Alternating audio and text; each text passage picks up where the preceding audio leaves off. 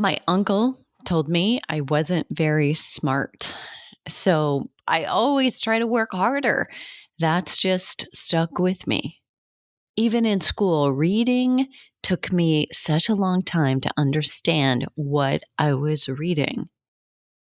This client's challenge was letting go of working more, working harder, working longer so that she could recover and rest and repair and reduce her cortisol to improve her results.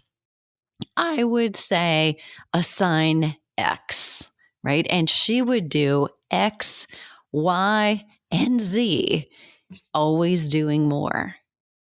Have you had a client like that? And I'm going to tell you that this is not just our clients, but it works often against us in business too.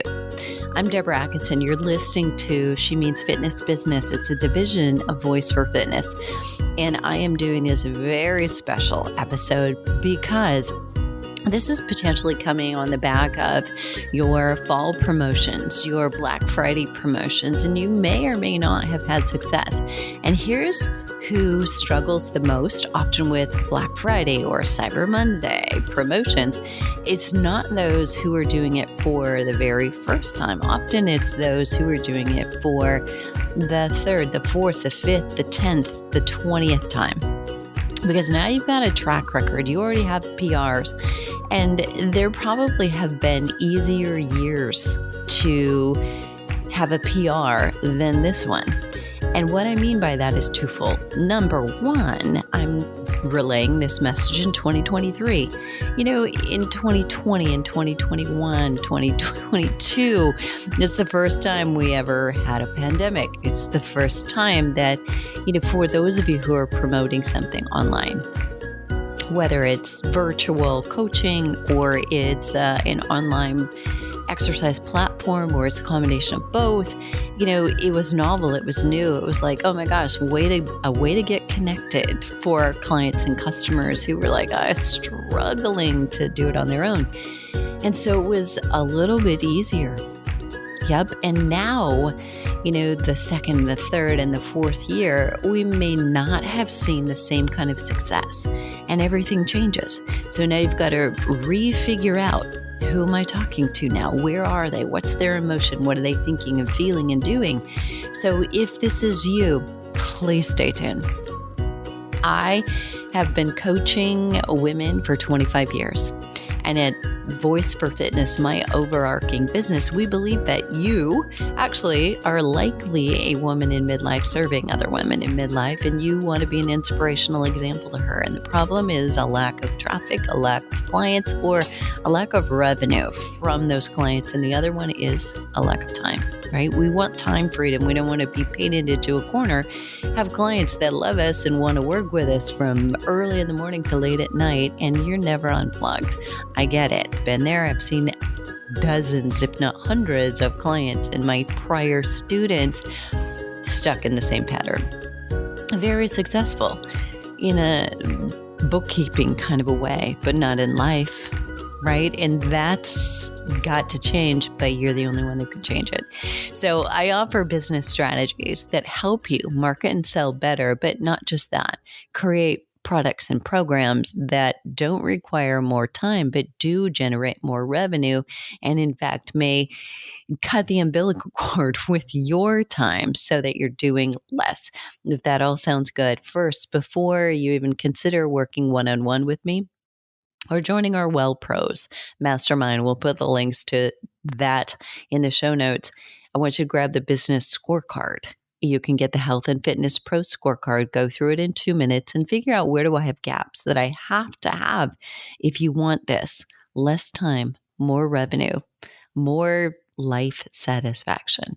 You can have it. We all know you can build a great career, lucrative, and a lifestyle, both, but you won't see a lot of it. You see a lot of people with coaching certifications, designations. You see award-winning fitness professionals who really are struggling still to make money to understand how to really scale businesses. And yet sometimes they're on stage giving advice. Ironic, but it's true. I see behind the scenes of all of it. Okay, let's dive back into this. So I gave you the example as we open in a client. All right. So that's a little bit easier anyway to adapt to because it's not going to hit quite so close to home. But what I want you to do is start creating this analogy with me. Julie, that client, is somebody I've worked with for almost a decade. And in the midst of her coaching, which includes not only her weekly workouts, but coaching through plateaus and coaching the adoption of a new way to do things, incongruent with everything she's ever been taught, believed for decades, I discovered one reason she can easily get stuck in limited beliefs and is unable to change them. She believes it has to be hard. It requires work. And I mean, in the fitness industry, we did nobody any favors by naming this a workout, right? So this client believes that losing weight will be hard. She believes that it's still calories in and calories out and deprivation. She struggles to relax doing anything that isn't moving or exercise or somehow work. And it comes from feeling not good enough. It took me 5 to 7 years, right in that range, to really discover and get to the underlying reason this was true. It wasn't from her decades of nursing education in diabetes education, right? That's her specialty. It came from a personal conversation with someone when she was young and impressionable. And that's stuck with her for decades. And you and I each are also vulnerable to these kinds of things. This kind of thinking will get in the way of our clients reaching their potential, or it could be you, and it could get in the way of you reaching your business or personal health potential too. When everything goes wrong and you don't know why, and in this case, we're shifting gears a little bit, right? To maybe why your promotion of your low bottom dollar discounted course or program, why didn't it work? Why aren't you attracting more people at this low rate? Or why are you attracting people who are headaches as far as customer service goes, even though you are attracting them? When everything goes wrong, but you can't really figure out why, this episode may help. My intentions with it are to help you, one, identify how you could actually be the reason you're not moving forward, similar to my client holding beliefs that you've got, and make good use of those lousy times that you have had in the past, or I hate to tell you, the bearer of bad news, but you will have hard times again. Even this year, for someone I've been in the industry for 40 years and observed trends and really taken a good look at the overview of what was happening. It's hard for me right now to predict what's going to happen, what is happening, and how we pivot quickly. It was a little easier, I would have to say, during the pandemic. Now it's like there's a lot of comparison going on, is what I find. And we're looking at, well, they're doing it. They seem to be really successful. But what you need to know is, seems to be successful is you haven't seen their bank account. You haven't seen their tax returns. Do you really know? Or does it just seem like that, right? They've got better graphics, but do they have more profit? Sometimes no. If you're not creating your business well or in a high thoughtful way, you're actually backing yourself into a corner and there's less profit than maybe there was in the initial building of it. There will always be a period of time when you grow. You hire staff, you're paying out more, you have expenses there. There is you're going to have to go backward before you really go forward in a leap. However, you want to take a good look at that and say, is this a calculated risk I'm taking? If you work from home, there's going to be a moment when everything is going wrong. And it might be last day, a week, or last months. I've had both or all of the above. Recently, okay, this is literally last week, the garbage disposal stopped working on Sunday before Thanksgiving. Trimming the weeds along the side of the house to prepare for guests coming for Thanksgiving. I did this. Yeah, I'm the problem. It's me. Cut right through a drain line coming from my water softener to my house, or my house to my water softener. Yes, I did that all by myself. That one still needs repair, but had to chase down the company and to the water softener and a plumber. And each was saying, oh, yeah, plumber, you need a plumber. The plumber came and said, oh, no, they need to do it. I can't touch that because it goes into one of their, I'm like, hello, I need help here. Right. Let me mention, during all this, I have a 14-week-old puppy. So having all those service people coming in and out while I'm, shall we remember, running a business from home. Not an easy task. I had the carpets set to be cleaned for guests on Thanksgiving on a Monday. I had the plumber come on the same Monday. I'm like, I'm a captive of my own home. I might as well have all of you come in. I had my social media filmer, like my videographer, come at the same time. Some of those videos I needed to speak on, right? Oh my goodness. And my phone quit working.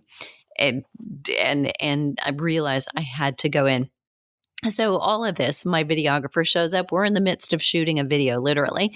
The carpet cleaner shows up. My puppy goes crazy, barking, and his pen throughout this whole mess is uncontrollable when he let out. So there was no good solution. I was every bark getting more stressed. I mean, do you remember the commercial for Calgon? Have you been around that long? It was worse, but there was no Calgon, and I didn't see a bath coming in my near future. So how did I lead a team meeting, put on my video face and keep it together for 2 hours, all the while giving instructions and making payments to a plumber, to a disposal, to the carpet guy, making phone calls, taking calls from the techs on their way or, unable to make it? Good grief. How do I cope when all things go wrong? Here's how. Number one, exercise. I know it's so tempting to skip it. This seems like the obvious answer, but if you're a professional and you're working from home and you are an entrepreneur like me, I am fully vested in, like, this is my marathon. I am running this freaking race and I'm going to win. And so I will give up my own exercise and say, look, I've got 42 years of consistent workout. Missing a workout or two is not going to kill me. I mean, in fact, maybe I treat this as this is just implied and, undue rest, and potentially I needed it anyway. But you can do that a little too often if you're an entrepreneur. And if it's something that actually keeps you mentally functioning, you got to watch out for, are you doing it too often? I can one more thing myself right out of a workout. And I've done it. I did it yesterday. So I'm not Catholic. You're probably not a priest, but literally I can still do this, and I'm a get it done girl. I think a lot of women are. So depending on how you prioritize, you've really got to take a look at also honoring your energy. Some days it is best to take a walk, and otherwise, an interval sprint, really helping to purge a lot of anxiety or anger or whatever might be going on with you. Number two for me is sleep. Now, if I exercise, I'm probably going to sleep a little bit more, but honestly, if I'm really stressed, all I want to do is sleep. And that's not like in a depressive kind of mode, but it really helps me. I don't struggle so much with sleep or lying awake in the middle of the night. I can go to sleep, and I'm good at that. I'm really good at it. So absolutely, it's the best thing for me is to go to bed early. I went to bed at before 7, one night last week, and I kid you not, And now I read until about 7:30, but still, right? And part of it is, yes, I have a new puppy. We are just now sleeping through the night, but I feel like I'm kind of making up for the last couple of months when it was 2 or 3 times in the middle of the night and then still a really early morning call, which is 4 a.m. And that's fine during summer because I'm up with the sun too. I can't help it.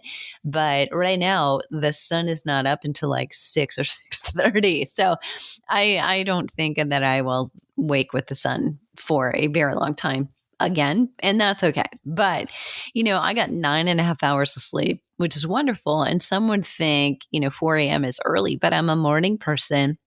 I love getting more done between 4 a.m. and 8 a.m. than most people do between 8 a.m. and 4 p.m. And for me, if I spent like 8 a.m. to 4 p.m., I would hate it and I wouldn't be as creative.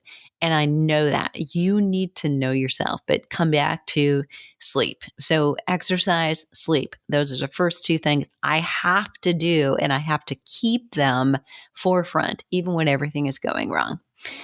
Eat right. High protein, low carb.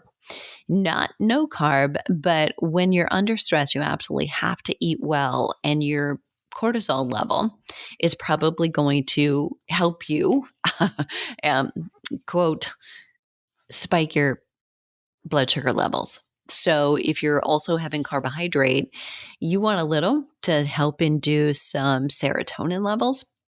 But you want to be careful to eat those carbs around exercise time, pre and post, and then not go too crazy with them. So help yourself out a little bit. When you're stressed, protein should be first, and be careful. You may get away with an extra coffee when not stressed. When you are under stress, you may feel like you need it more and it will trash you most. So hydrate. I like LMNT. I also will put a little sodium in my water. And I use something called soul water. And that's basically Himalayan sea crystals that are saturated in water by covering them. And then you put about a teaspoon of that in a glass of water first thing in the morning.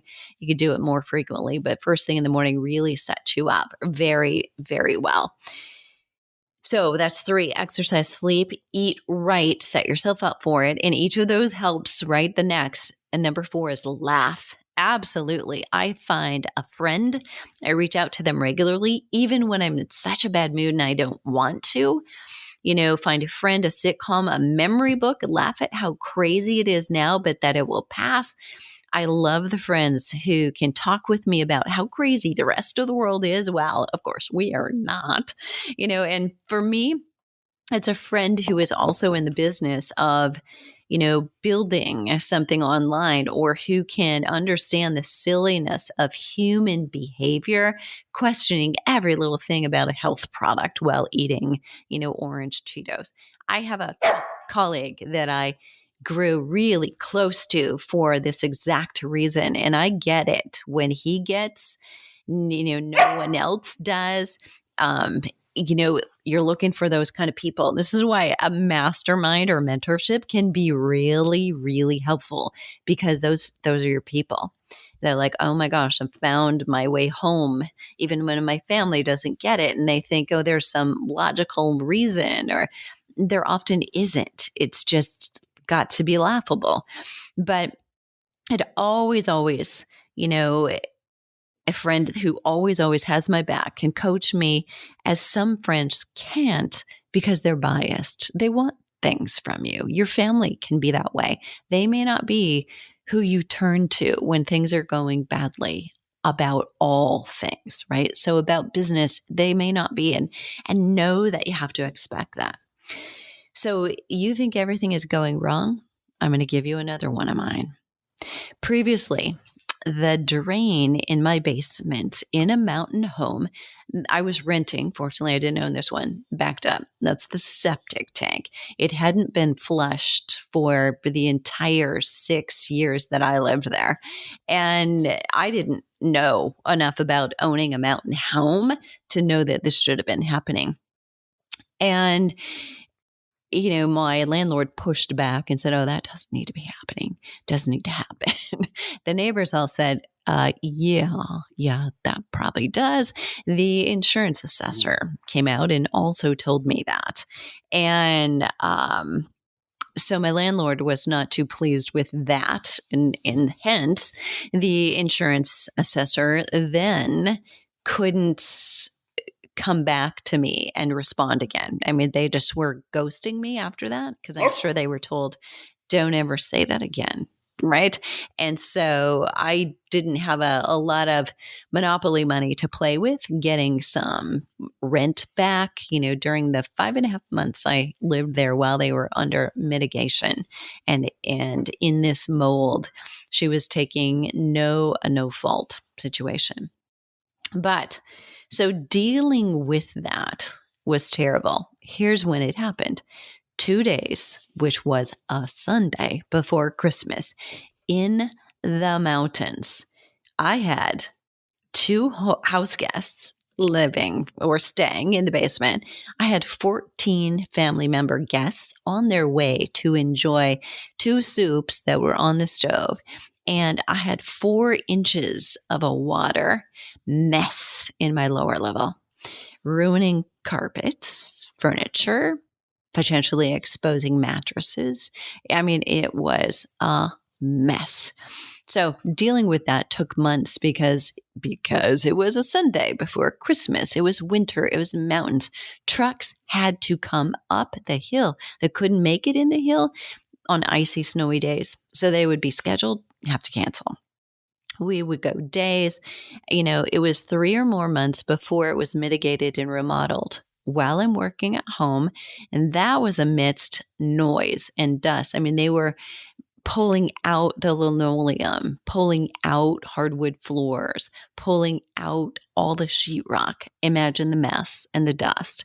They tried to section off, between the downstairs where it was happening and the upstairs, but I had to come through there to enter from the garage with a dog, frankly, often. And, it was winter, so 0 temps, below 0 temps. The duct tape they'd used to tape it up wasn't staying up. It was just a mess. So all that, how did I keep my cool?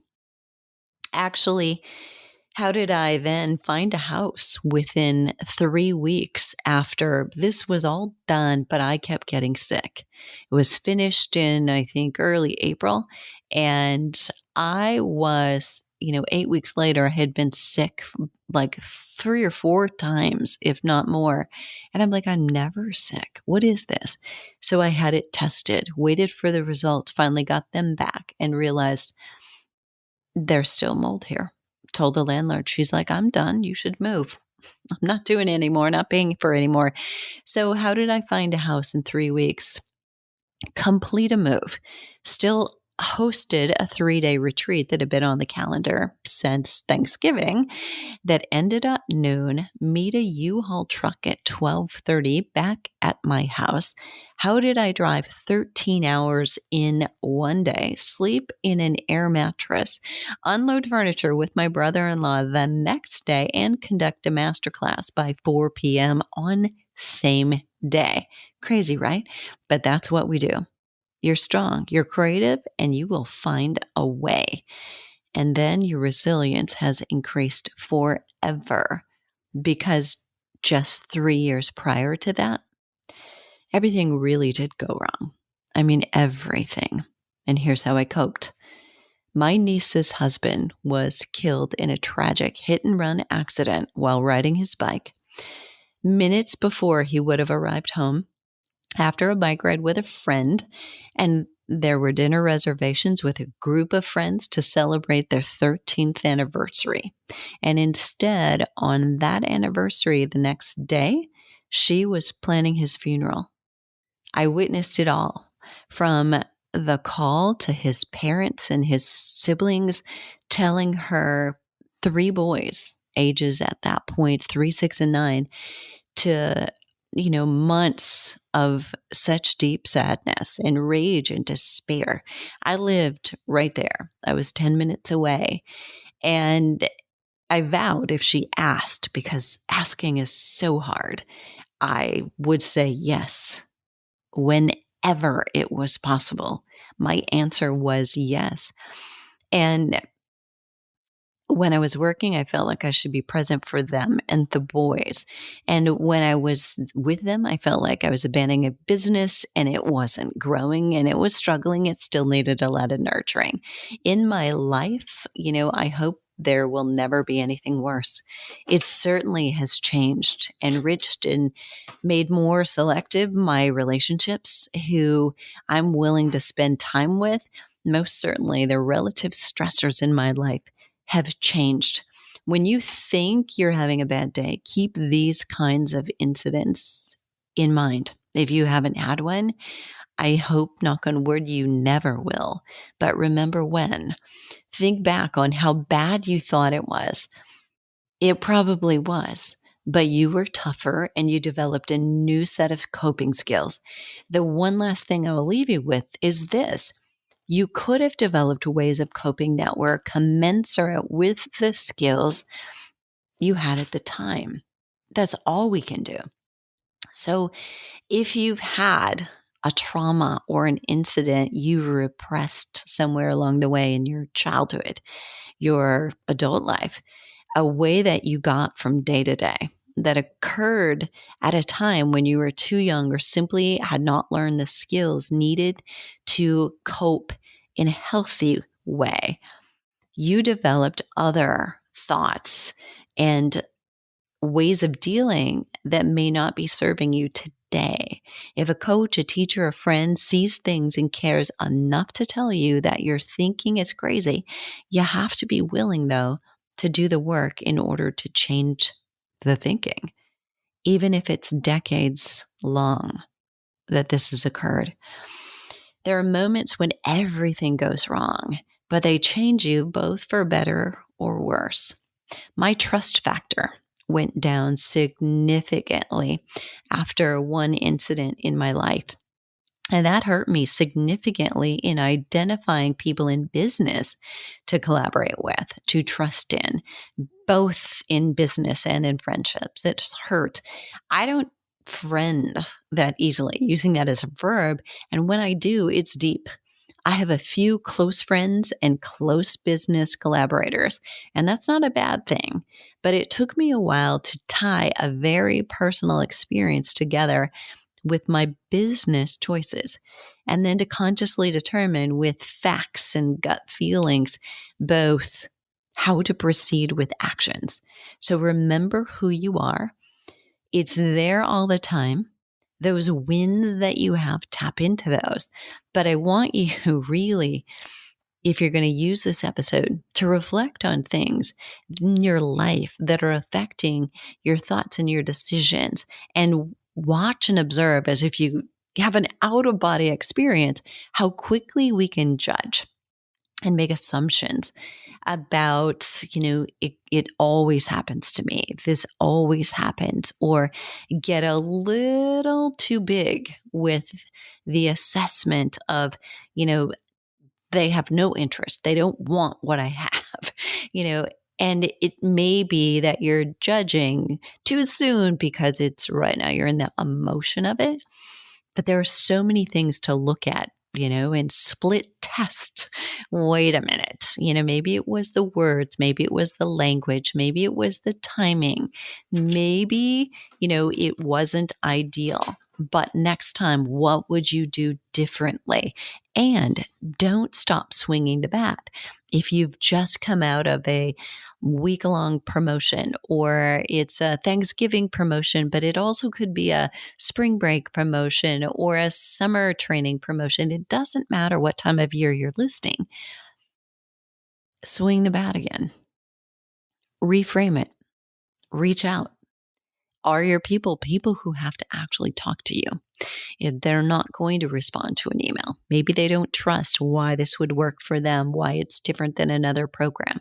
There's so many things to examine, but when you can, make sure you're exercising, sleeping, eating right, and laughing, you can step back and say, wait a minute, what can I do with this? How can I turn this into an opportunity to learn what will work next time, or still make this work right now? it's still possible. Okay, show notes for you will be at fitnessmarketingmastery.com/when everything goes wrong. And at some point, it will. The wheels will fall off the bus. I know this is true for me in the future. Just because you reach a certain pinnacle doesn't mean it won't happen. And if it doesn't continue to happen at times, potentially you're not trying hard enough. I'll leave you with that. What are you waiting for? The world needs you right now more than ever.